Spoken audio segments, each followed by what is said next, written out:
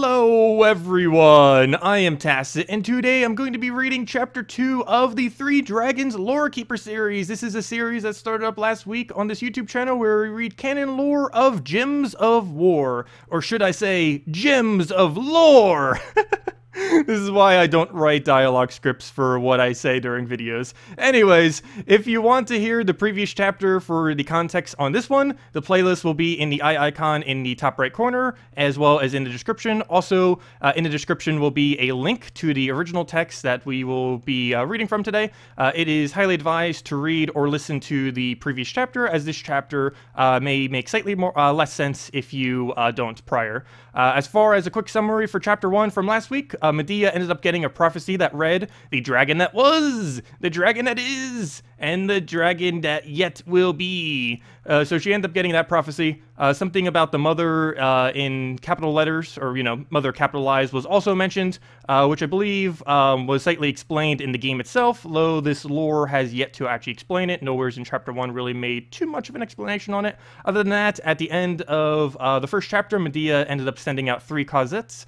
She wrote a letter for each one, and they were tasked with finding the owner for each one. So anyways, with that being said, let's go and get into the Three Dragons, Chapter 2, The Desert Fox. Everything has a price. The secret to a good life is making sure somebody else is paying.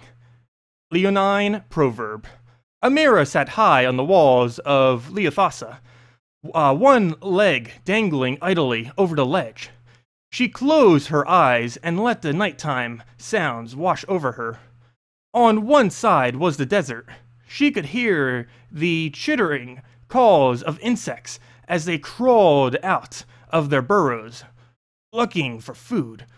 On the other side was the city, its inhabitants emerging into the cool night air, laughing and shouting as they set about their evening's business. They weren't so different, really.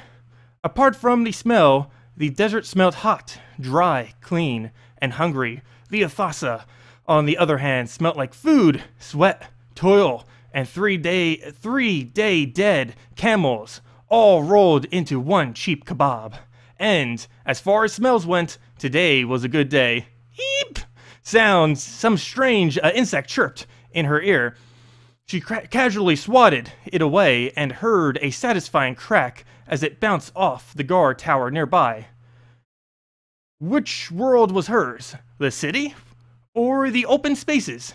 And what price lay in her choice?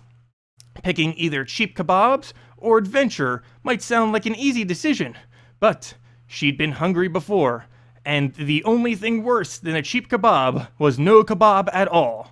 Oh, and having her pants filled with scorpions. But that was another story.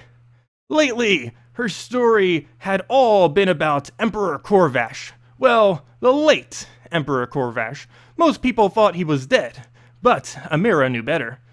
She'd help him stage his death so he could escape the rebellion. She'd done a mighty fine job of it too.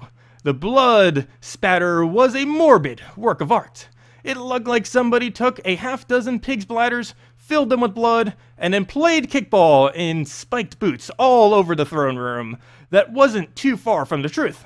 Who better to stage a death than an assassin, after all? Killing him would certainly have been easier. Sometimes she regretted not following through on her mission, but the Emperor was a good man. You didn't find those too often, particularly in her line of work.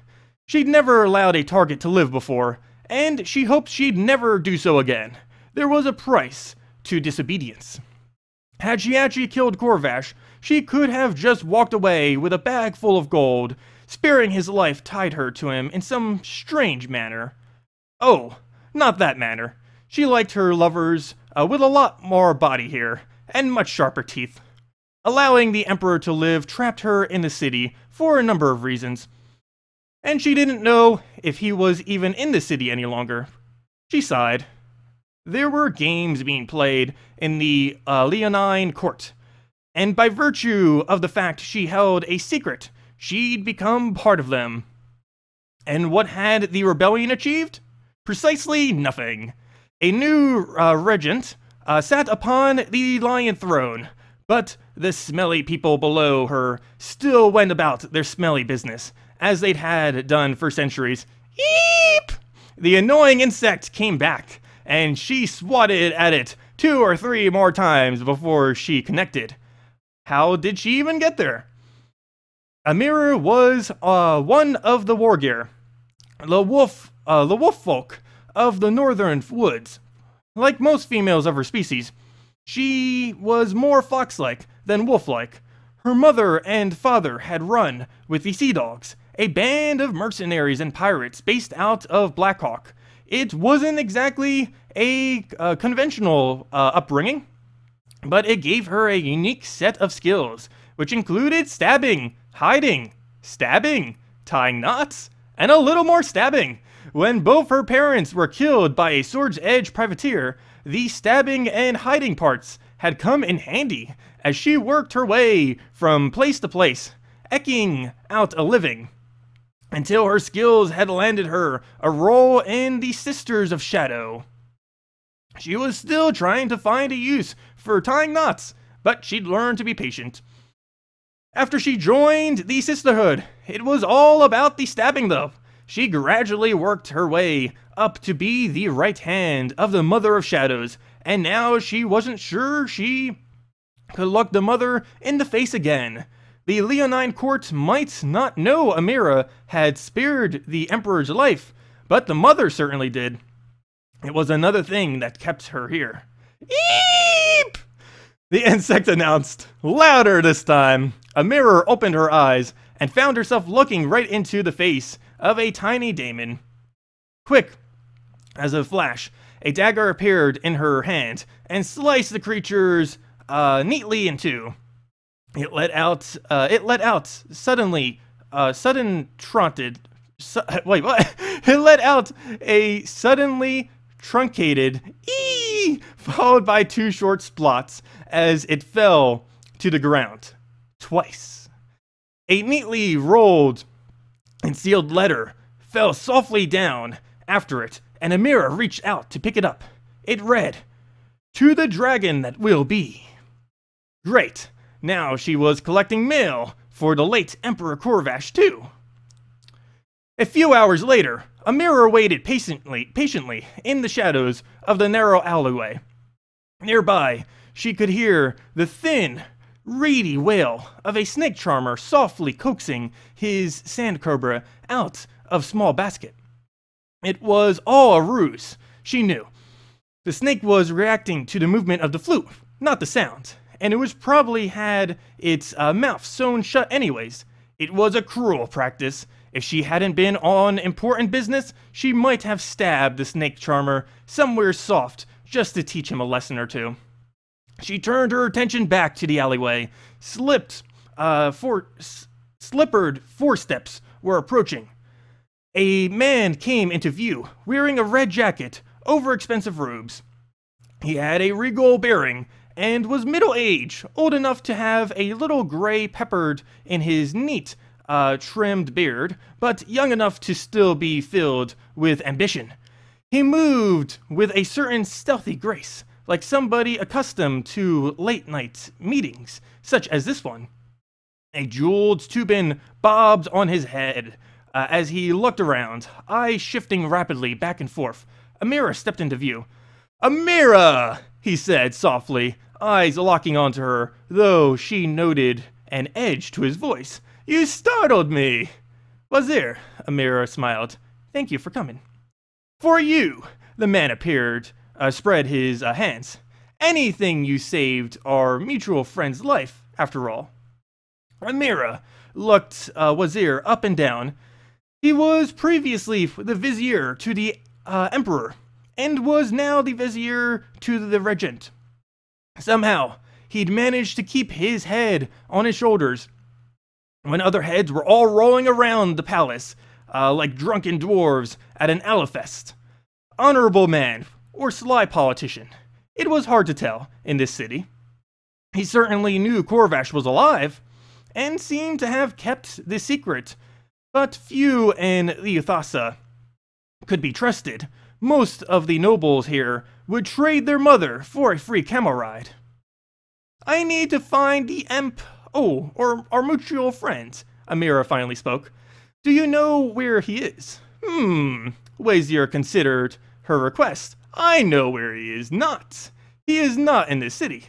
You're certain? Yes. Vizier continued slowly, looking around. I heard he traveled east. Why do you ask? I have something of his, Amira said carefully, noticing something had changed. The tune of the snake charmer had stopped. What is this thing? Vizier asked. Do you have it with you? Amira took a step backwards.